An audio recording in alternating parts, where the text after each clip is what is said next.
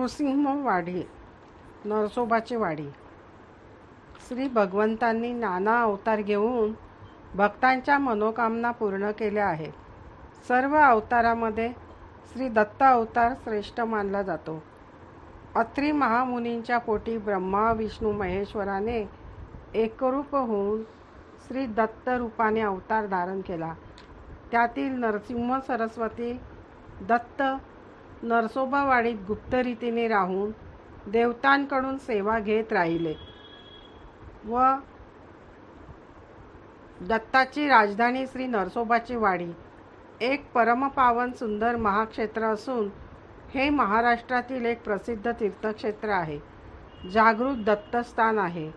मिरज कोल्हापूर लोहमार्गाजवळ जयसिंगपूर स्थानकापासून 12 किलोमीटरवर हे आहे.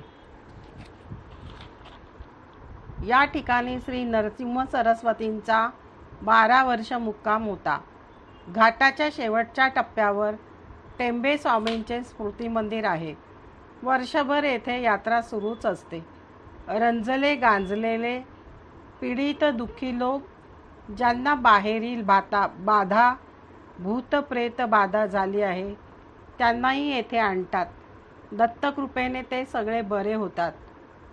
एक कथा प्रचलित आहे. विजापूर बादशहांचे डोळे काही कारणामुळे जाऊन तो आंधळा झाला होता. त्याला बिदरच्या बादशहाने सुचविले की तुम्ही जाऊन वाडीत नवस बोला, म्हणजे नृसिंह सरस्वती तुमची इच्छा पूर्ण करतील. त्याप्रमाणे वाडीत येऊन बादशहाने नवस केला की प्रभूंनी माझे डोळे दिल्यास मी 2 गावे प्रभूंना अर्पण करीन. चमत्कार असा झाला की दत्तापुढील अंगारा बादशहाने कपाळी लावताच त्याला दिव्य दृष्टी प्राप्त झाली. श्री गुरूंचे स्मरण करून नवस केल्याप्रमाणे औरवाड व गौरवाड ही 2 गावे त्याने इनाम दिली.